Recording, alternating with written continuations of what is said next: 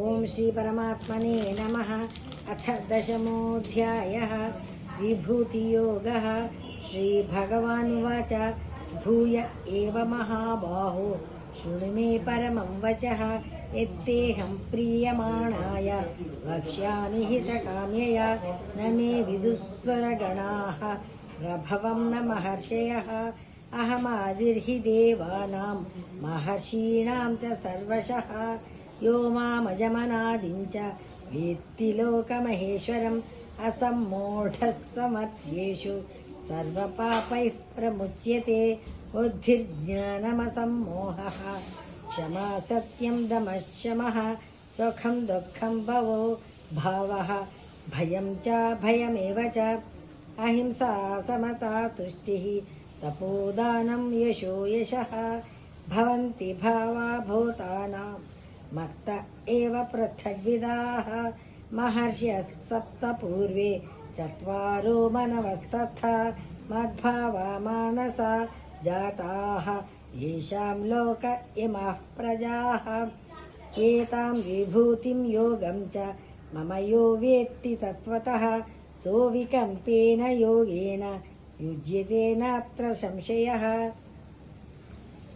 अहं सर्वस्य प्रभवः मत्तः सर्वं प्रवर्तते इति मत्वा भजन्ते मां बहुधा भावसमन्विताः मच्चित्ता मद्गतप्राणाः बोधयन्तः परस्परं कथयन्तश्च मां नित्यं तुष्यन्ति च रमन्ति च तेषां सततयुक्तानां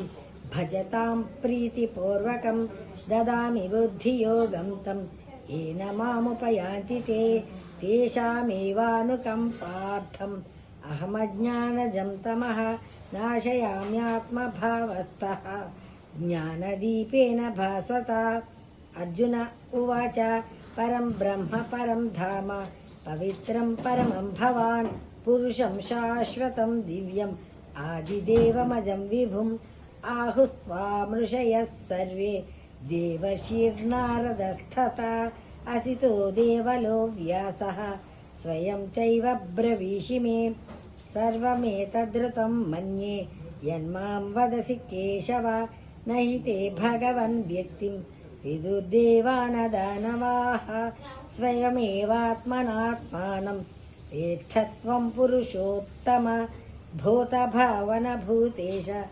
देवदेव जगत्पते वक्तुमर्हस्य शेषेण दिव्या ह्यात्मविभूतयः याभिर्विभूतिभिर्लोकान् इमां त्वं व्याप्य तिष्ठसि कथं विद्यामहं योगिन् त्वां सदा परिचिन्तयन् केषु केषु च भावेषु चिन्त्योऽसि भगवन्मया विस्तारेणात्मनो योगं विभूतिं च जनार्दन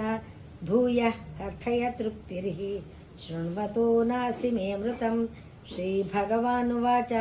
अन्त ते कथयिष्यामि दिव्या ह्यात्मविभूतयः प्राधान्यतः कुरु श्रेष्ठ नास्त्यन्तो विस्तरस्य मे अहमात्मा गुडाकेश सर्वभूताशयस्थितः अहमादिश्च मध्यं च भूतानामन्त एव च आदित्यानामहं विष्णुः ज्योतिषां रविरंशुमान् मरीचिर्मरुतामस्मि नक्षत्राणामहं शशि वेदानां सामवेदोऽस्मि देवानामस्मि वासवः इन्द्रियाणां मनश्चास्मि भूतानामस्मि चेतना रुद्राणां शङ्करश्चास्मि वित्तेषो यक्षरक्षसां वसूनां पावकश्चास्मि मेरुशिखरिणामहं पुरोधसां